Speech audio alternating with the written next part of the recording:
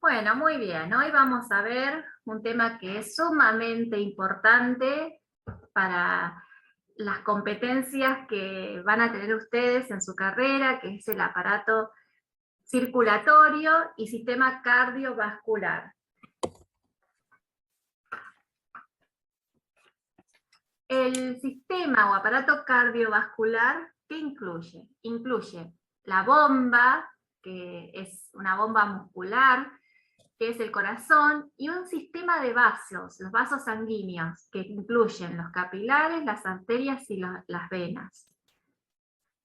También yo en esta clase quise incluirles, si bien vamos a centrarnos más específicamente al sistema cardiovascular, que incluye toda la circulación venosa y arterial, también vamos a ver en esta clase qué es el sistema linfático y cómo está constituido y qué semejanzas y conexión tiene con el sistema cardiovascular.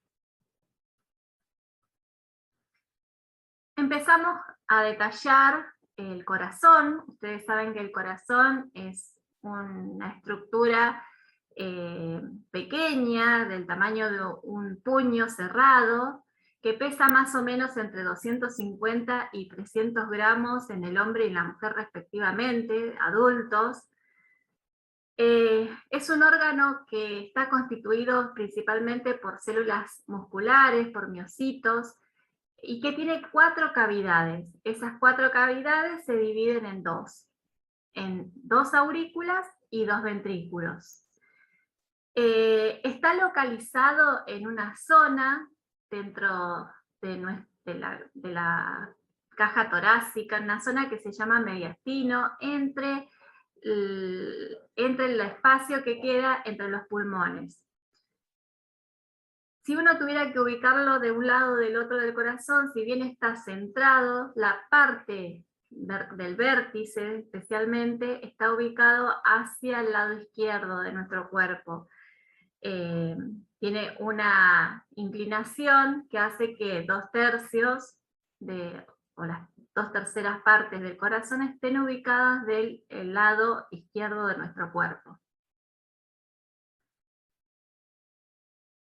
Fíjense que tenemos por un lado lo que es, lo podemos dividir en 2 partes, en una zona que es la zona derecha y otra zona que es la zona izquierda, ¿sí? Dentro de la parte derecha tenemos una aurícula que está conectada con un ventrículo, la aurícula derecha con el ventrículo derecho. Mientras que el lado izquierdo tenemos una aurícula, la aurícula izquierda, y un ventrículo que es el ventrículo izquierdo. Fíjense que a su vez acá encontramos unas estructuras que conectan ambas cavidades, que se llaman válvulas. Se llaman válvulas o tricúspide o bicúspide, más que nada por la forma que tienen, ¿sí? Estas válvulas lo que hacen es regular y graduar el pasaje de sangre desde un lado al otro del corazón, de las cavidades. Por otro lado, el ventrículo derecho se conecta con una válvula que se llama válvula pulmonar, que es la que permite el pasaje desde el ventrículo derecho hacia la arteria pulmonar. Y por otro lado tenemos en el ventrículo izquierdo una válvula que se llama válvula aórtica, que es la que va a permitir el pasaje de la sangre que entra al ventrículo izquierdo para irrigar todo nuestro cuerpo, en principio entrando a través de la aorta y después distribuyéndolo al resto de los vasos sanguíneos. Lo que ven en color azul es lo que nosotros conocemos como la sangre que no tiene oxígeno, mientras lo que ven en la parte roja es la sangre oxigenada. Fíjense que del ventrículo izquierdo se bombea hacia la aorta toda la sangre oxigenada, que es la que luego va a distribuir la sangre al resto del cuerpo. Como les decía, sangre arterial, que después va a irrigar a los distintos tejidos de nuestro cuerpo. Por otro lado, esa sangre proviene ¿de dónde? De las venas pulmonares. Fíjense que las venas pulmonares traen la sangre oxigenada ¿de dónde? De los pulmones. Vienen ya oxigenada, ingresan al corazón y a través de esta bomba que es el corazón permite ser bombeada al resto del cuerpo. Mientras que la aurícula derecha recibe a través de la vena cava superior y de la vena cava inferior, y también de algo que no está en esta figura, pero que también es recibida por la aurícula derecha, que es toda la red sanguínea que irriga el mismo corazón, entra toda la aurícula derecha, esa sangre ingresa al ventrículo y el ventrículo derecho, por supuesto, van hacia la arteria pulmonar. ¿Hacia dónde iría en este caso? Está totalmente desoxigenada. ¿Hacia dónde iría? A la arteria pulmonar. Es toda la circulación. Piensen ustedes que a través de la vena, igual ahora después lo vamos a ver en un esquema más general, pero para que ustedes ya se vayan haciendo la idea. La vena cava superior, la vena cava inferior, más todo lo que irriga el corazón en sí mismo, pasó por todos los tejidos y trae toda esa sangre que ya entregó todo el oxígeno que pudo entregar, ahora necesita recargarse de oxígeno. Es lo que nosotros llamamos sangre venosa. La sangre venosa periférica, porque es la que recogió de todos los tejidos que ya consumieron el oxígeno y los nutrientes de esa sangre. Entonces, a través del corazón derecho, como lo llamamos a veces, ingresa ese contenido sanguíneo hacia la arteria pulmonar para ir hacia los pulmones, y ahí se vuelve a irrigar, se vuelve, a oxigenar, y es lo que después ingresa a través del corazón izquierdo, a través de las 4 venas pulmonares. Acá tienen 2, pero acá están las otras 2 que entran. Fíjense que en todo lo que es la circulación periférica, la sangre venosa no tiene oxígeno, tiene poco oxígeno, mientras que las venas pulmonares traen la sangre con el mayor contenido de oxígeno. Entonces, es diferente si nos referimos a la circulación periférica o mayor, a que si nos referimos a la circulación menor o pulmonar. En ese sentido, en cuanto a la cantidad de oxígeno que transportan. Bien.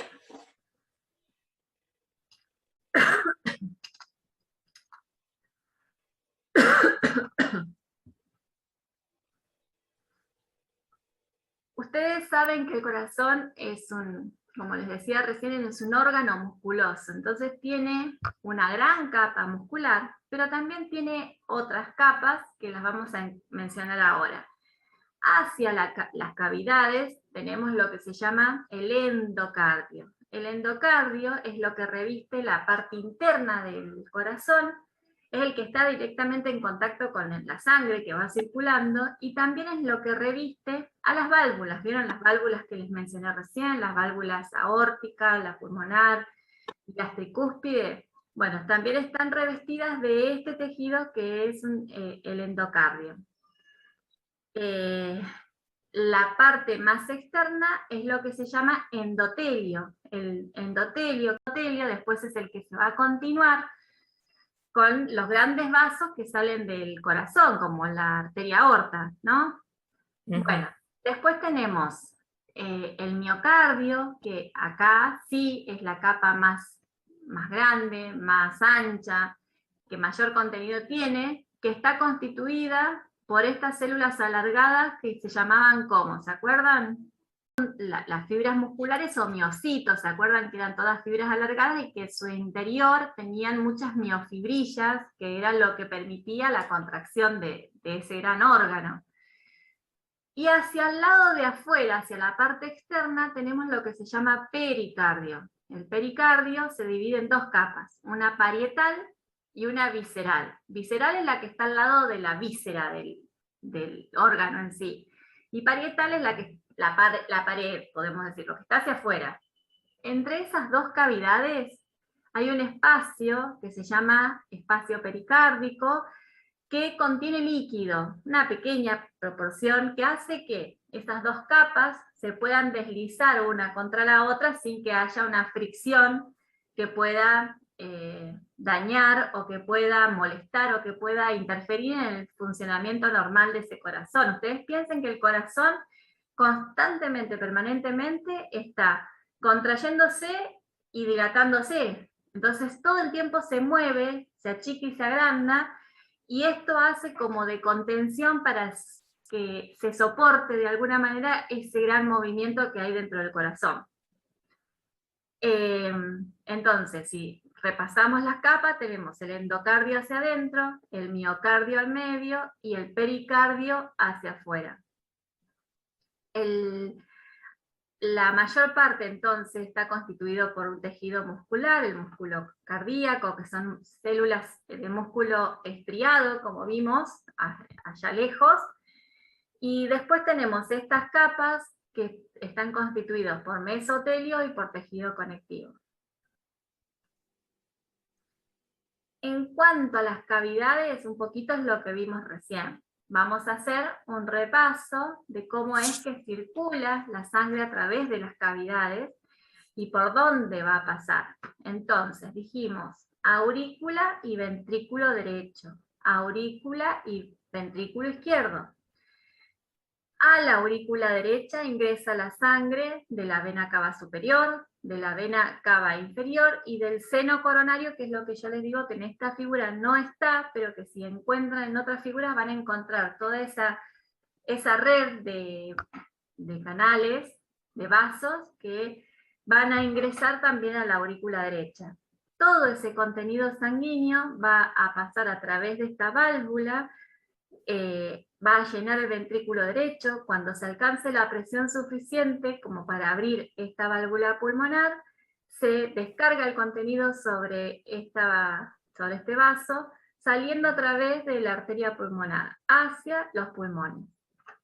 Por otro lado, dijimos que a la aurícula izquierda ingresan 4 venas pulmonares, ingresan acá, como verán, descargan su contenido en la aurícula izquierda. Cuando la presión que se alcanza en esta aurícula es suficiente como para abrir la válvula mitral, ese contenido ingresa al ventrículo izquierdo, se llena el ventrículo izquierdo, después se cierra la válvula, se empieza a contraer, y ese aumento de presión en el ventrículo permite que la sangre que está en el ventrículo izquierdo salga a través de la válvula aórtica hacia la aorta para irrigar a todo el cuerpo. Esta válvula aórtica se llama válvula mitral, también es llamada válvula mitral, a ver si me equivoco, semilunar, perdón, semilunar, y es la apertura o el cierre de estas válvulas está regulada por las presiones que hay en cada una de las cavidades. Fíjense que la forma que tienen hace que cuando la presión de esta aurícula aumente, hace que esto se abra, ingresa el contenido acá. Cuando la presión acá aumenta, se cierra esta, y aumenta hace que se abre esta válvula pulmonar, y lo mismo pasa de este lado. Entonces, a través de ese juego de presiones que tiene que ver mucho con las contracciones y dilataciones del corazón, es que se permite que se abran unas y se cierren otras válvulas para permitir este flujo continuo de sangre hacia todo el cuerpo. Algo que me faltaba. Fíjense que entre ventrículos y aurículas, acá no se ve, pero también existe, hay un tabique de tejido conjuntivo que impide el pasaje de sangre entre las aurículas y entre los ventrículos.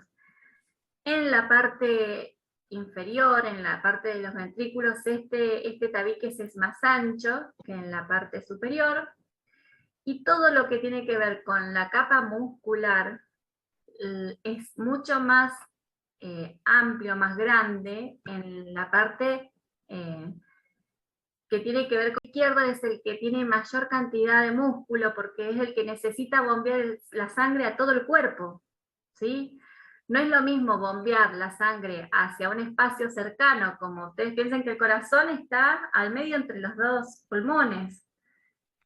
Entonces, no es lo mismo bombear la sangre hacia los pulmones que bombearla hacia el resto del cuerpo, donde la fuerza que tiene que hacer para poder lograr la presión necesaria para que lleguen a irrigar a todas las partes de nuestro cuerpo es mucho más grande. Por eso, este ventrículo izquierdo es la parte que tiene mayor cantidad de capa muscular.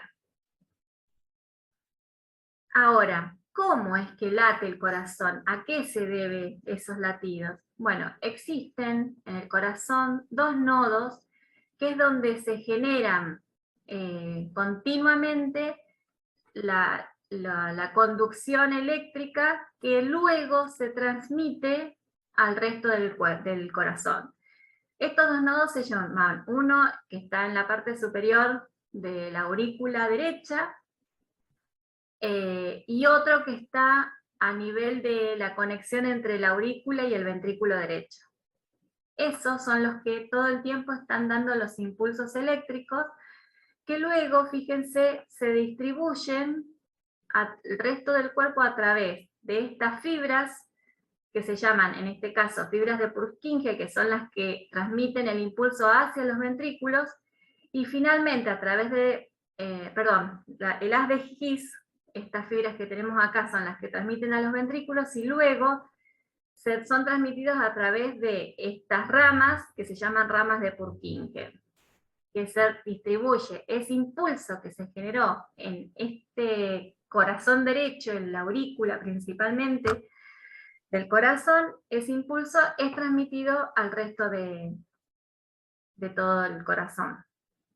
Este impulso eléctrico no es ni más ni menos que un intercambio de iones a través de las membranas. Ese intercambio de iones hace que haya un cambio eléctrico en las membranas y eso es lo que se transmite como un impulso eléctrico. Bien, lo que se conoce como una despolarización y repolarización. Cuando hablamos de ese intercambio de iones que se transforma en un impulso eléctrico, también es conocido como la despolarización y repolarización de las membranas. Muy bien. Hablamos ahora de una de las grandes partes que constituyen el sistema circulatorio. Ahora vamos a referirnos a otra parte que es muy importante del sistema circulatorio, que son los vasos.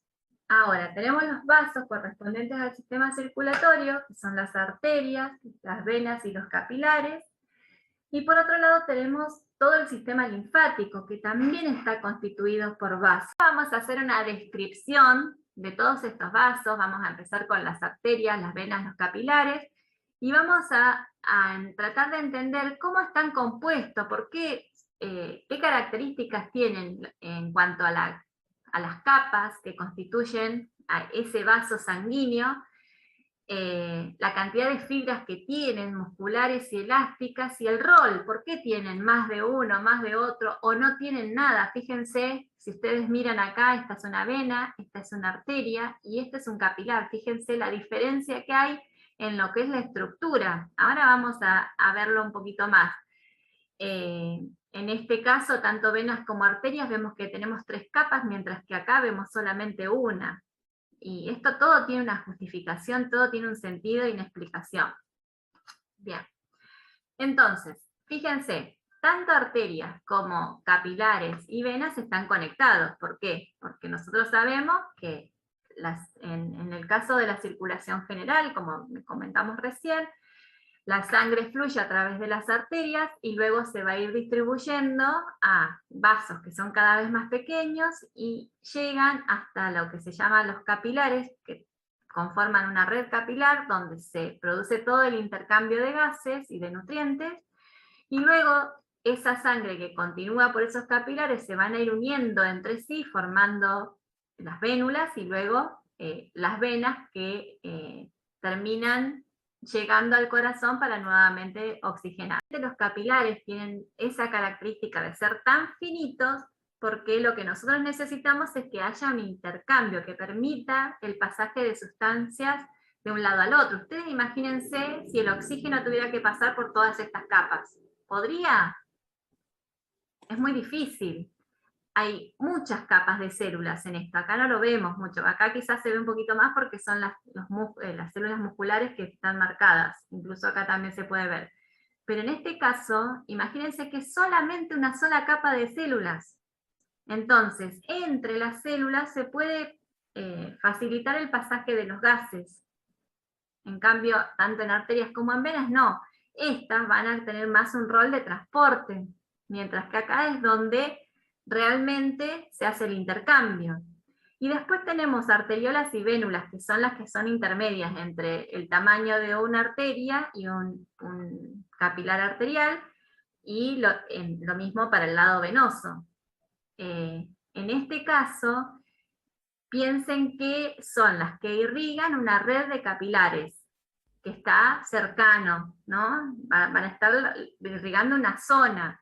Entonces, las arteriolas, tienen un rol muy importante en cuanto a la distribución de la sangre que va a llegar a ese tejido. Son los que son sensibles a los vasodilatadores o los vasoconstrictores, haciendo que la arteriola se contraiga o se dilata, permitiendo el pasaje en mayor o menor medida de sangre de acuerdo a las necesidades de ese tejido.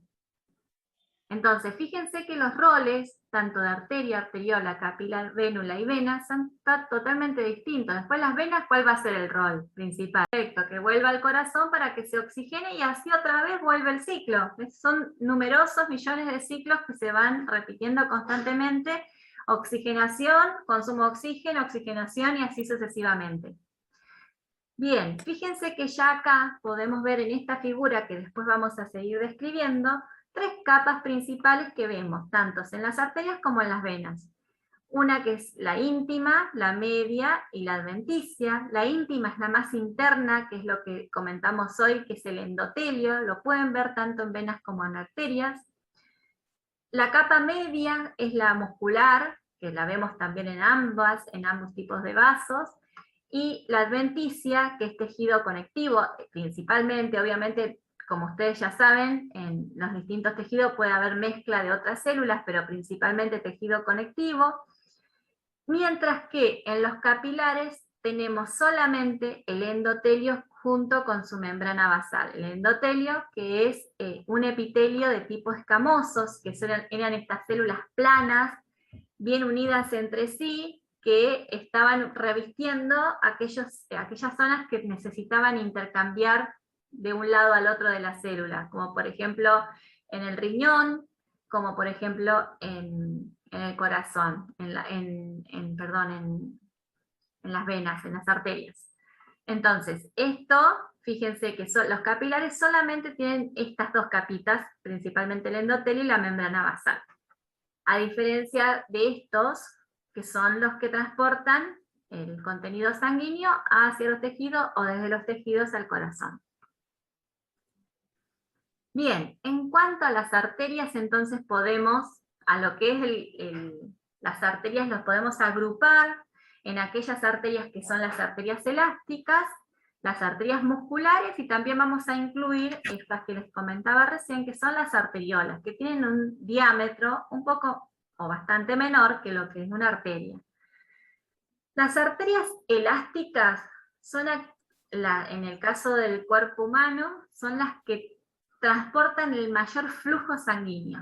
En este caso tenemos la aorta, la pulmonar, la carótida, subclavia, son las que están cercanas al corazón, que son las que van a ir a llevar la mayor contenido de sangre a otros tejidos que después se empiezan a dividir en las arterias, en otras arterias que son las arterias musculares. Elástica, es decir, poder ampliarse lo más posible para llevar el mayor contenido de volumen posible, porque lo que hacen es conducir nada más, conducen sangre, o sea, lo transportan.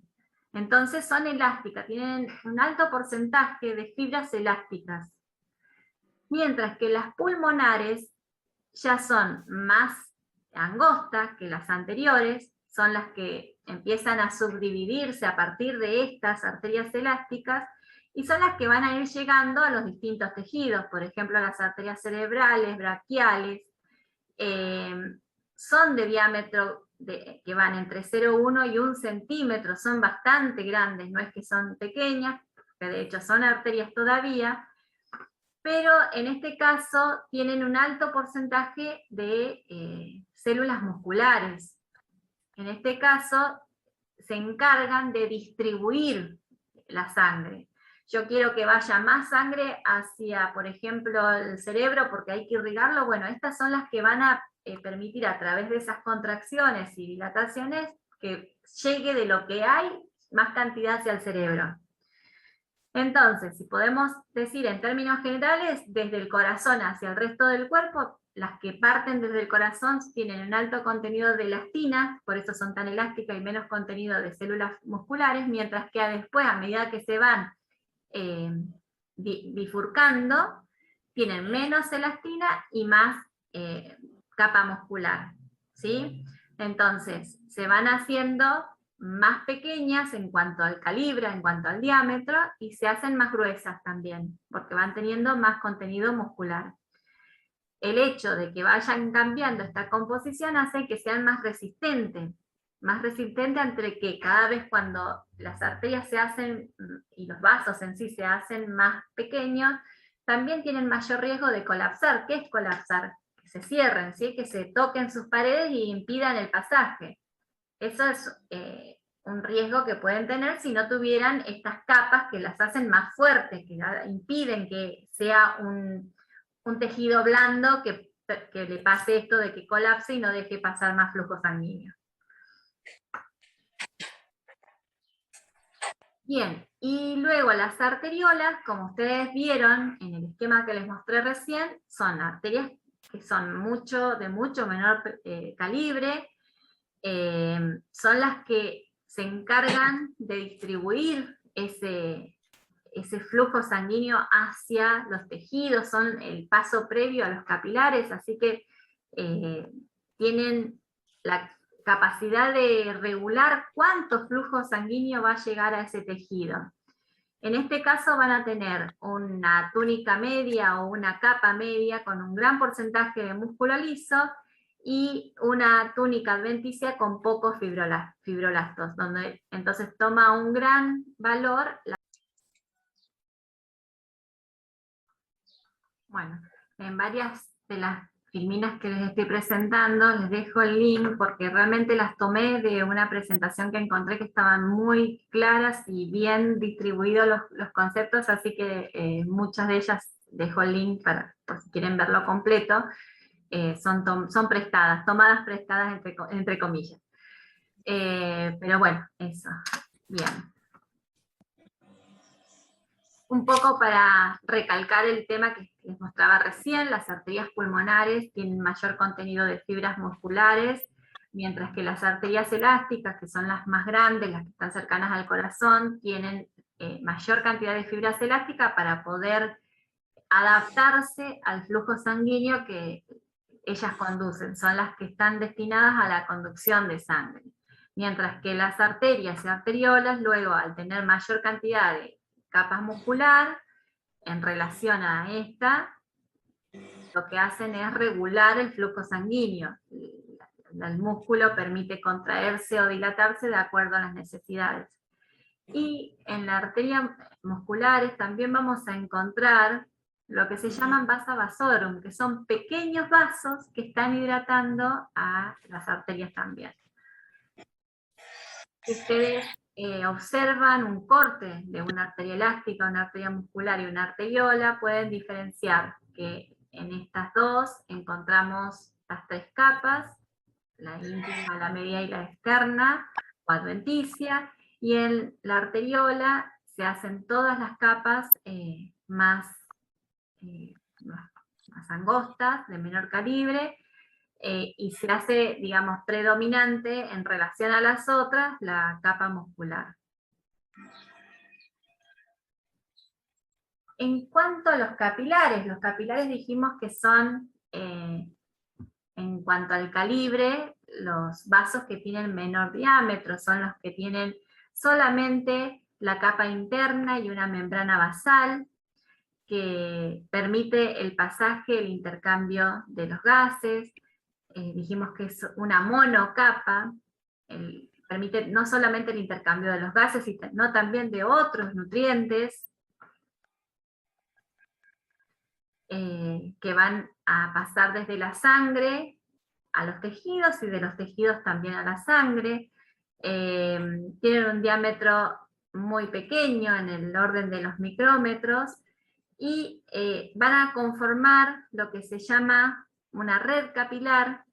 En comparación con el resto de todos los vasos, es muy amplia y ocupa una gran cantidad de espacio, porque es lo que permite justamente ese intercambio.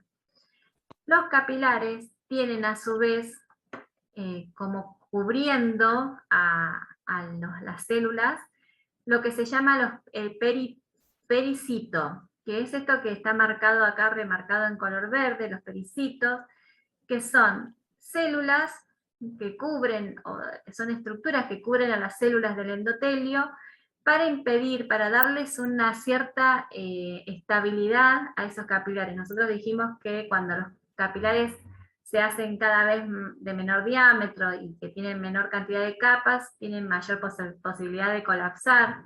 Bueno, esto impide que eso ocurra, a su vez también tiene otras funciones como de fagocitosis, por ejemplo, de estabilidad de los capilares. Entonces, la principal función de los capilares es el intercambio de compuestos nutricionales y de gases. Los gases que se intercambian es desde las capilares arteriales hacia el tejido, oxígeno, y hacia las venas, el dióxido de carbono de los tejidos ingresa a esas células para luego llevarlos al pulmón para ser descartado. Y del mismo modo, intercambian tanto nutrientes como todos los desechos de las células que ya no se utilizan, también son transportados a través de la sangre para ser eliminados por las distintas formas de eliminar que tenemos, desde el hígado, el riñón, la piel. Este sistema, esta red capilar, es lo que constituye el sistema de microcirculación, que está constituido no solamente por los capilares, sino por las vénulas y por las arteriolas y las vénulas. Ese sistema de microcirculación es lo que permite todo este intercambio que recién comentamos. En cuanto a las venas, también las vamos a clasificar en las vénulas en sí, las venas medianas y las venas más grandes. Como dijimos, las vénulas son las que están a continuación de los capilares, son un poquito más grandes, pero son de estructura muy similar a los capilares. En algunos casos incluso están rodeados también de los pericitos, y tienen más cantidad de músculo, ya tienen, a diferencia de lo que pasa con los capilares, capas de músculo liso. Las venas medianas son un poco más grandes, ya que las vénulas son las que recogen la sangre de las vénulas, son las que drenan la mayor parte del cuerpo, van luego a descargar su contenido en las venas más grandes, van teniendo mayor cantidad de fibras, tanto elásticas como musculares, y las venas grandes son las que ya podemos decir están cercanas al corazón, las que llevan la sangre directamente al corazón, como pueden ser las venas cavas, pulmonares, porta, renales. Son de mayor diámetro, tienen todas las tres capas, como vimos hoy, las tres capas, la íntima, la media y la adventicia, y con gran cantidad de fibras musculares y también elásticas. Una característica que tienen las venas, sobre todo de las extremidades inferiores, y ahora les voy a preguntar por qué les parece que esto es así, es que tienen unas válvulas. Unas válvulas que, como verán, permiten el pasaje de la sangre hacia el corazón, pero que si la sangre quiere volver para atrás, eso evita que por efecto de la gravedad la sangre intente volver para atrás en lugar de seguir la circulación necesaria para que esto después llegue al corazón. Entonces, para eso, cada tanto, tenemos unas válvulas que permiten el flujo para un lado, pero no para el otro. Y no pasa con las venas que tenemos en la parte superior, porque como van a caer por la misma gravedad justamente, y llegan al corazón, en ese caso no sería necesario que tengan válvulas. Bueno, entonces, vimos que los tres vasos principales, venas, arterias y capilares, se caracterizan por tener diferencias en su diámetro, en su composición en cuanto a las capas. Sabemos entonces que tanto venas como arterias tienen las tres capas, mientras que en el caso de los capilares tienen una sola, más la membrana basal. Si nosotros comparamos lo que es arteria y vena, podemos decir que las arterias son poco elásticas en relación a las venas son más elásticas, tienen mayor cantidad de fibras elásticas. En el caso de las arterias la distensibilidad es nula, mientras que en la vena, justamente por el mismo motivo, es más grande, excepto las arterias, las primeras, las que salen del corazón, como la aorta y la pulmonar, que sí son más elásticas, como vimos hoy, ¿se acuerdan? En ese caso sí son más elásticas, pero el resto ya, la mayor parte de las arterias no lo son. Tienen una gran resistencia al pasaje a través de estos vasos. En el caso de las venas también, después vamos a ver qué es la resistencia vascular, como para que ustedes tengan una idea. La presión, que es esa fuerza que ejerce el flujo sanguíneo en las paredes de los vasos, va a ser mucho mayor en la arteria que en la vena. Por ejemplo, imagínense que ustedes quieren sacar sangre en el pliegue del brazo. Ahora vamos a ver, todavía no llegamos a esa parte. En el pliegue del brazo tenemos tanto arterias como venas. Si bien las que nosotros vemos superficialmente son las venas, hay una arteria humeral que está por debajo de esas venas que nosotros podemos correr el riesgo de pinchar por accidente, por no verla, porque está anatómicamente comparten un espacio. ¿Cuál les parece a ustedes que va a sangrar más?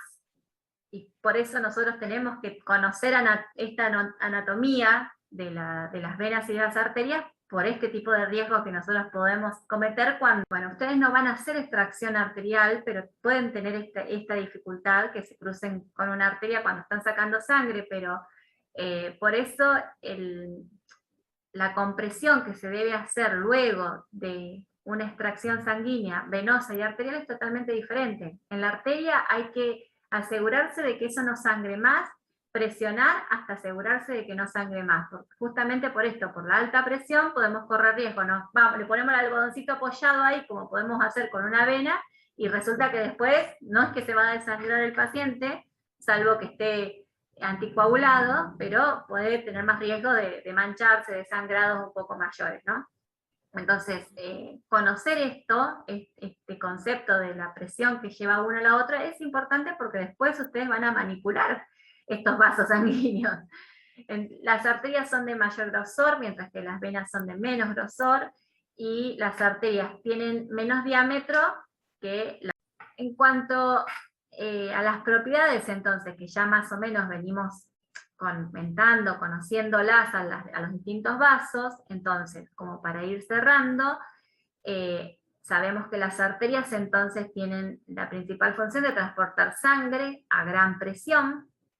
Las arteriolas son las que tienen la capacidad de regular el flujo sanguíneo, la cantidad de sangre que va a entrar a esa red capilar, debido a que tienen una mayor proporción de la pared muscular. Entonces, en este caso, las arteriolas constituyen lo que se llama sistema de control.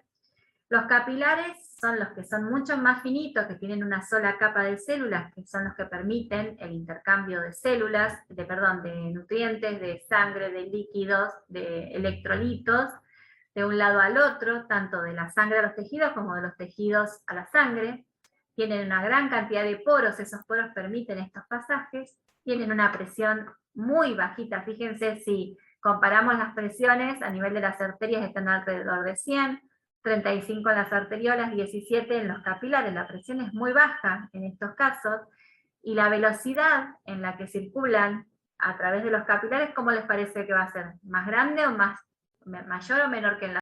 Es menor, y justamente también tienen razón, esa razón de ser es poder permitir ese intercambio. Si va muy rápido, no puedo intercambiar. Si me detengo un poco, bueno, voy a darle la posibilidad a esos nutrientes o los gases poder pasar de un lado al otro de la célula. Las vénulas reciben la sangre de los capilares y las venas son las que van a transportar esa sangre hacia el corazón. También las venas tienen una presión mucho más baja que las arterias.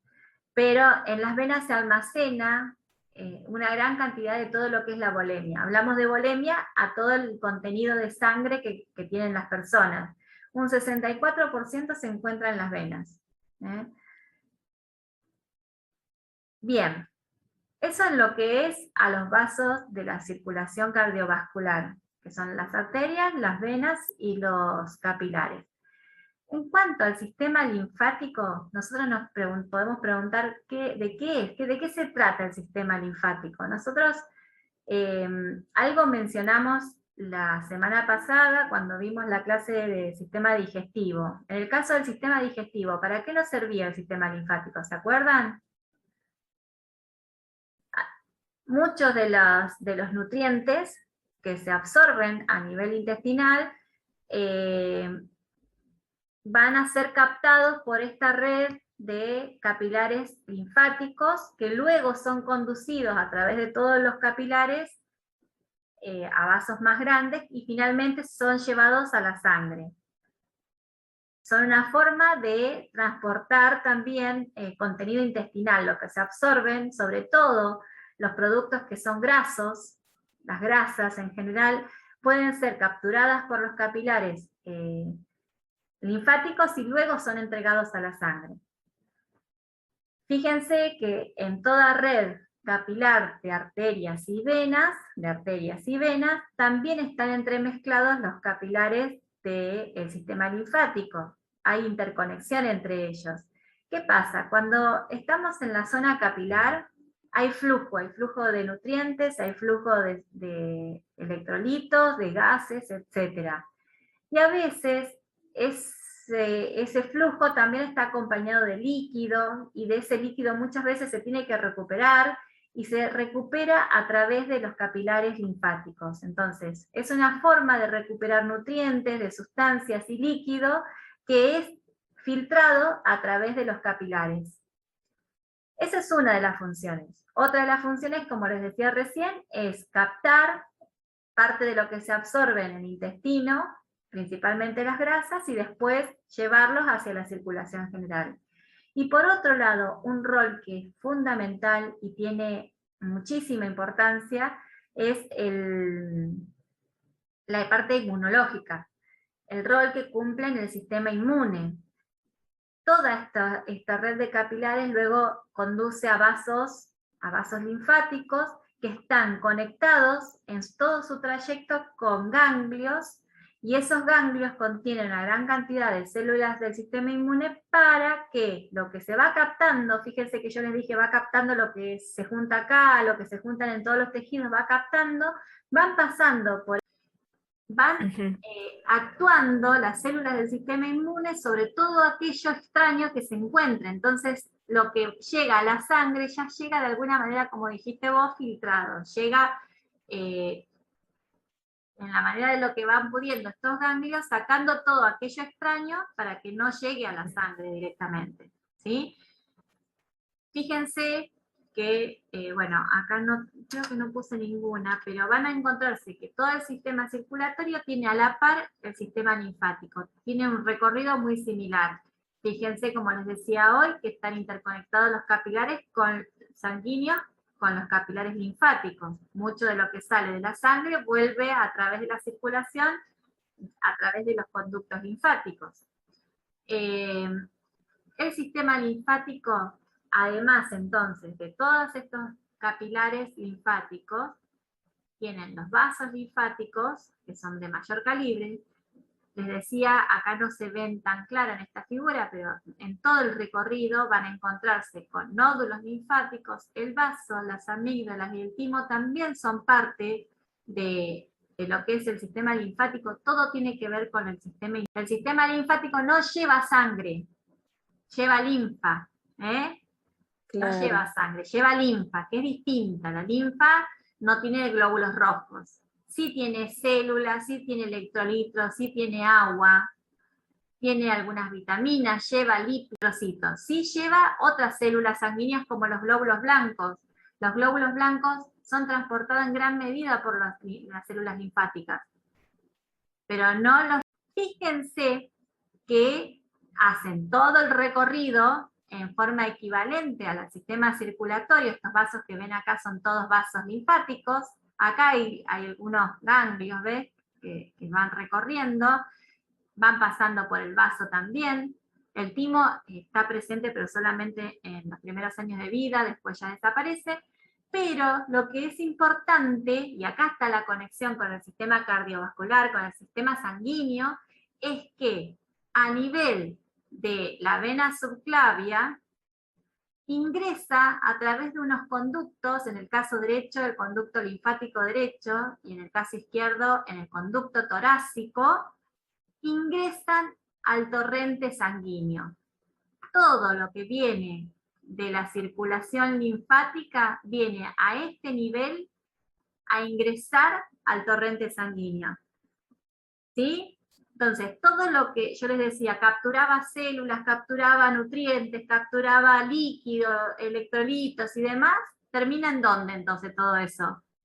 Al sistema circulatorio sanguíneo, exactamente. Entonces, ahí es donde está conectado. Esa es la parte que está conectado uno con el otro. Ahora, ¿el sistema linfático tiene alguna bomba que lo esté transportando? Los tejidos empiezan a juntar líquido, ¿sí? Por ese traspaso que hay en los capilares.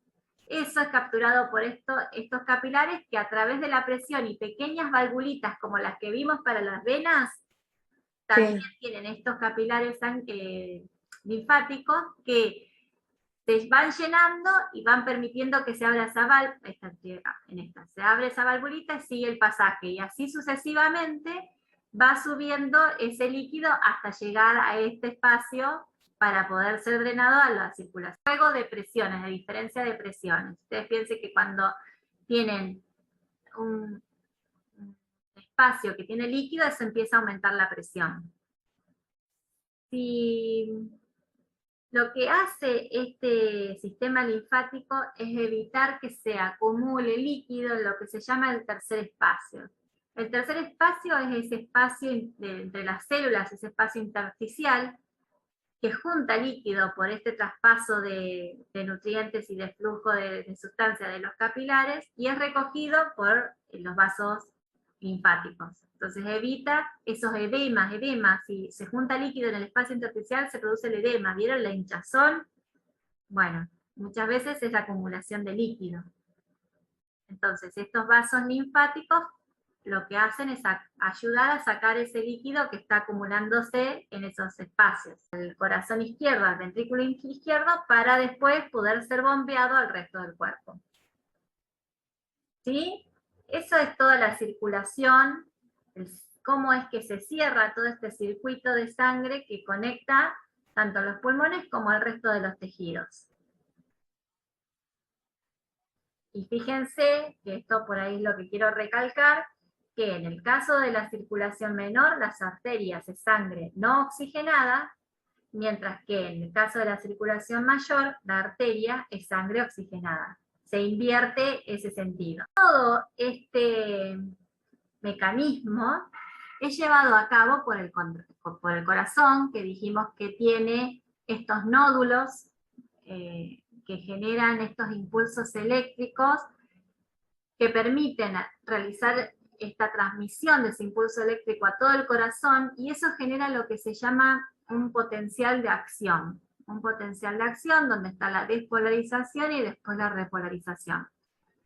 ese mecanismo de conducción eléctrica es lo que hace estimular a las fibras musculares para que se contraigan. Y esa contracción es también ese mecanismo de transmisión eléctrica, esa transmisión eléctrica que es llevada a cabo por a partir de estos nódulos cardíacos, se puede detectar que esa corriente eléctrica que es impulsada a través de estos nódulos cardíacos se propaga hacia tejidos adyacentes y eso puede ser detectado por los electrocardiógrafos. Detectan esas corrientes eléctricas y generan una señal que puede ser traducida en lo que se llama electrocardiograma. Esta figura, que ustedes habrán visto, que representan estos latidos del corazón, estas contracciones y dilataciones del corazón, tienen una posibilidad de ser interpretados para encontrar, detectar algunas enfermedades cardíacas, que obviamente es tema del cardiólogo, que yo no les voy a poder explicar absolutamente nada, pero sí indicarles que tienen como distintas fases, una que se llama P, onda P, el segmento PR, el segmento o el complejo QRS, son estas partes, cada una de estas partes tienen como una forma, una ubicación para arriba o para abajo y una longitud. Si alguno de estos parámetros cambia, se asocia con distintas patologías. Eso es lo que, como por ahí, expresarles la utilidad que tiene y la importancia que tiene poder detectar estas señales eléctricas. Bien, por otro lado, nosotros dijimos el corazón se contrae, se dilata, y eso permite que se genere esta circulación sanguínea. Bien, hablamos de contracción a lo que se llama sístole. Cuando hablamos de sístole es la contracción de alguno o de la aurícula o del ventrículo cardíaco. Y diástole es lo contrario, es la relajación, la dilatación o relajación de ese músculo. Entonces, sístole, contracción, diástole es relajación. Y gracias a esa oportunidad de contraerse y de relajarse, se da lo que es el ciclo cardíaco. El ciclo cardíaco está representado por esta figura, y como verán, recuerden que tanto aurículas como ventrículos están conectados entre sí. El contenido de las aurículas se descargan sobre el ventrículo. Esto permite que se llenen los ventrículos. El ventrículo, una vez que está lleno, se cierran las válvulas que conectan con las aurículas, se empieza a contraer, aumenta la presión interna de este ventrículo, y una vez que aumenta la presión se abren las válvulas, en el caso pulmonar o aórtica, y se descarga el contenido que estaba en los ventrículos hacia estas arterias. Y después empieza como de nuevo, empieza la parte donde se llenan las aurículas, empieza a aumentar la presión de las aurículas y después se llena los ventrículos. Entonces, todo esto se transforma en un ciclo permanente, constante, que permite que la sangre que entra a las aurículas ingrese a los ventrículos y después pase a los vasos correspondientes. El latido del corazón tiene que ver con este bombeo que tiene la sangre, y por un lado el sonido que nosotros escuchamos cuando se ausculta tiene que ver con la apertura y cierre de estas válvulas. Eso que nosotros escuchamos tiene que ver con la apertura o cierre de estas válvulas.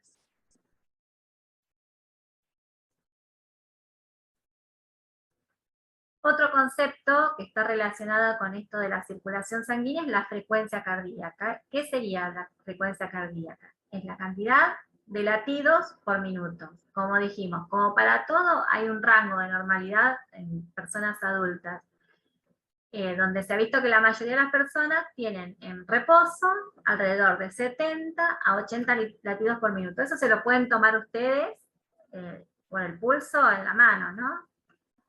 En reposo tiene que ser en ese rango. Ahora, si están asustados, si tienen algún tipo de excitación, si están caminando, corriendo, o muy alterados, esos latidos, esa frecuencia va a aumentar.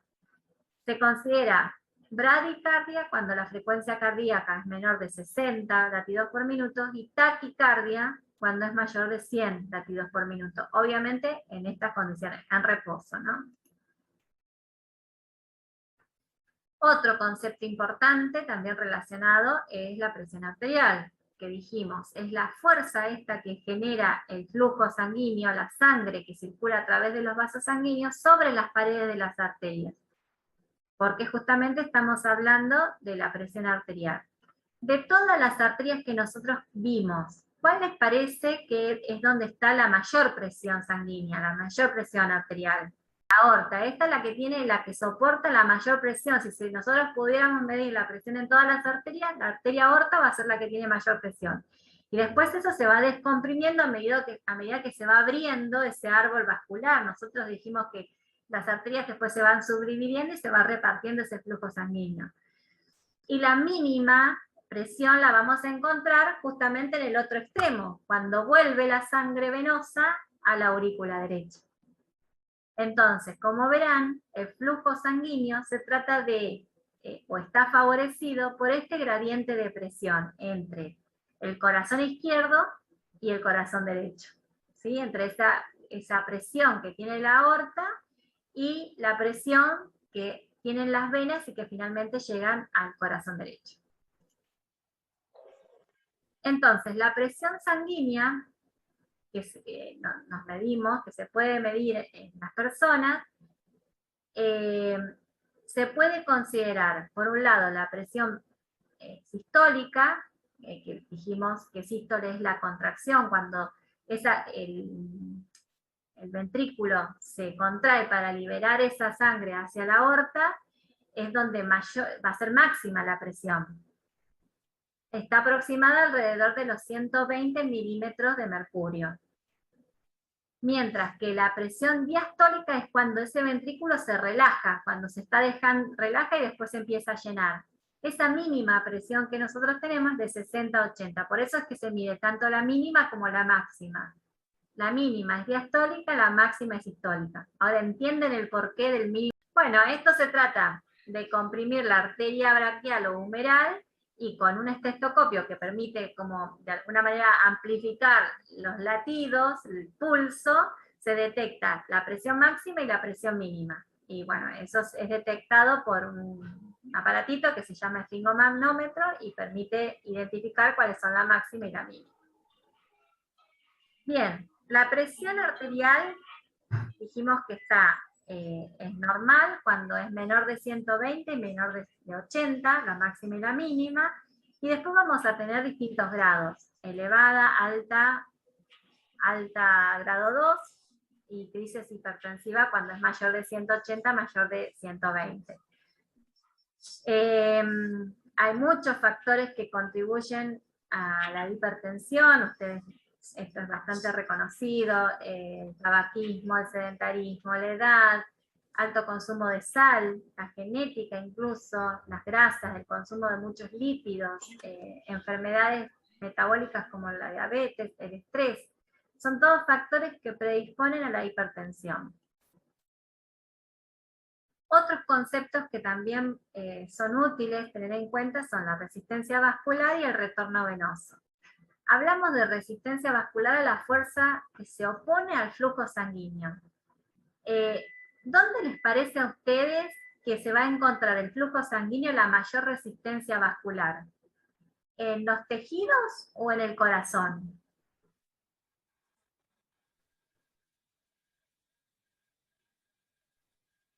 ¿Qué les parece a ustedes?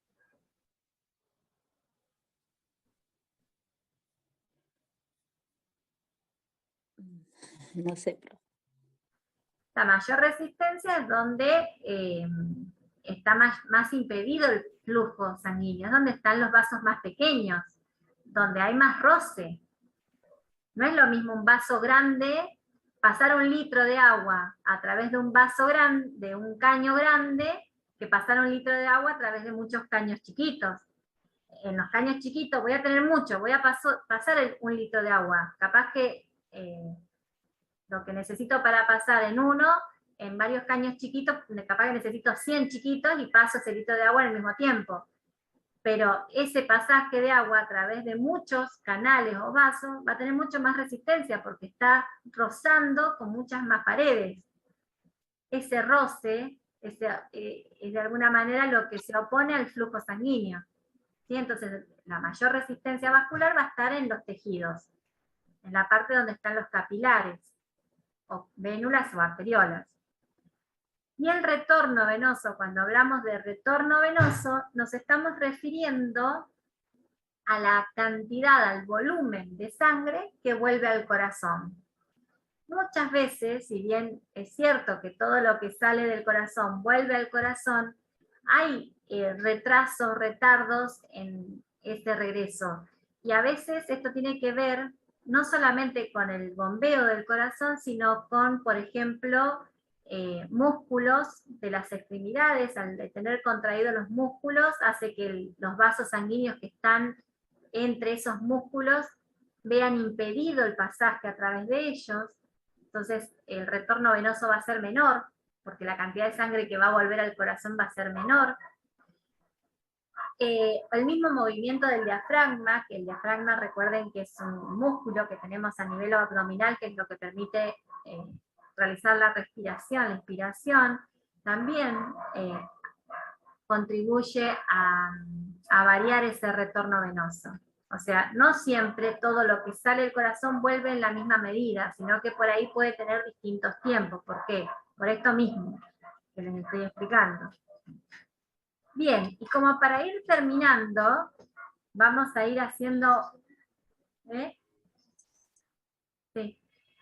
Como para ir terminando, vamos a ir viendo, mencionando algunas de las principales arterias y venas que hay en nuestro cuerpo. No vamos a mencionar todas porque son muchísimas, no nos las podríamos acordar, pero sí las principales, las que tienen más importancia, reconocimiento y que a ustedes les puede también servir para su carrera. Entonces, tenemos de este lado las arterias, de este lado las venas. Si nos centramos en las venas, acá está indicado en realidad una arteria, pero sería esta, la de acá, la que va por el cuello, la vena yugular, la subclavia, acá a nivel del hombro, la vena cava superior, la humeral, que es la que irriga, en este caso toma el nombre del hueso que lo acompaña, ¿cierto? Bueno, más acá después creo que se los pongo, que tienen que ver con los el cúbito y radio, también va a haber arterias que acompañan esos nombres. En el caso de las arterias, tenemos la carótida, que es la que irriga la parte del cerebro, la arteria subclavia, después tenemos el callado aórtico, que estaría por acá, en este, digamos, acá sale la aorta y después hace como un pliegue, como una curvatura, donde sale, se bifurca en la parte que va a ir a irrigar la cabeza, a lo que después viene a la circulación general. Esa curvatura que tiene la aorta es lo que se llama arco o callado aórtico o arco aórtico. La arteria humeral, la aorta que después se va a subdividir en arterias que van a ir hacia los distintos tejidos que en este dibujo no están mencionados, solamente la arteria renal. En el miembro superior tenemos, como les dije recién, la arteria humeral, por acá, la más gruesa de todas. Después se va a subdividir en radial y cubital, que a su vez después se va a subdividir en las arterias digitales. Acá hay como un arco, que por eso se llama así, donde se subdividen las distintas arterias, que se llama arco palmar o superficial. Y bueno, y del mismo modo tenemos las venas. En este caso, a ustedes les va a interesar un poquito más, porque son las venas que nos interesan a nosotros para sacar sangre. Ya seguramente han estado investigando un poquito sobre eso para poder ver dónde tienen que pinchar. Pero bueno, sepan que partimos a nivel del hombro, a nivel de la vena subclavia. Tenemos la vena cefálica hacia el lado por afuera, digamos, de nuestro brazo, mirando la palma de la mano, el dedo gordo.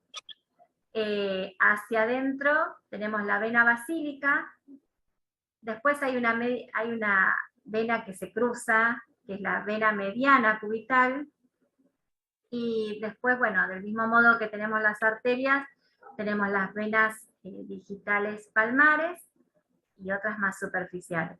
En esta zona es donde ustedes sacan sangre, que acá después tengo una figura un poquito más linda. A nivel del miembro inferior tenemos la arteria femoral, poplitea, tibial, anterior y posterior, hacia afuera la peroneal, todo tiene que ver con los huesos, ¿se acuerdan?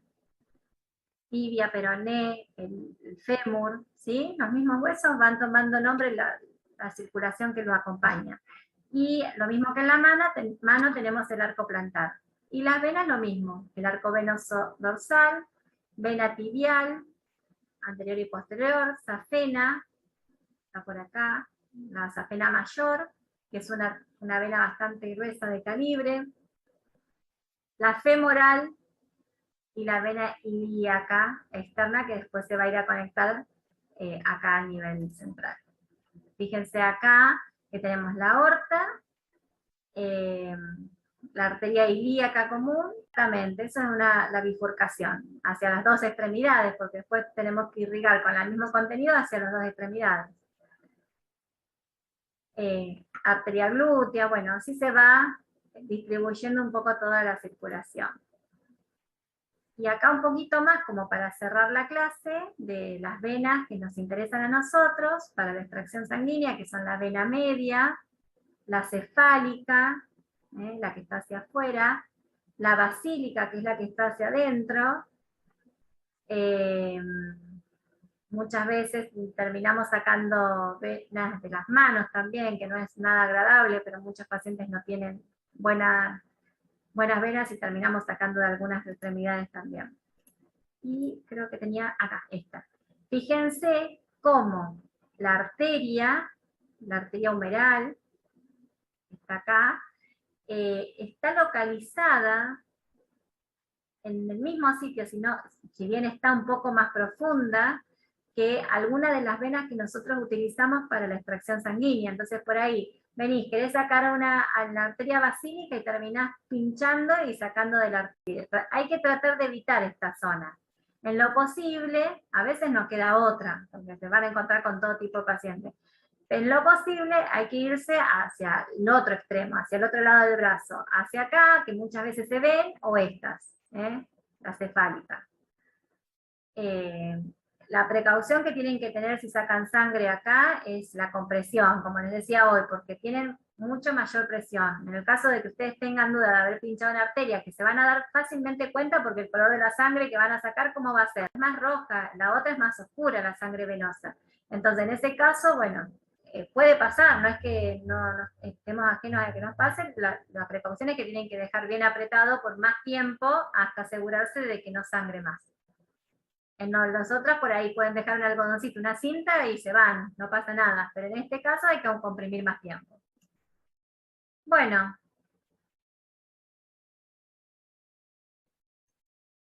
Tenés que dejar de grabar.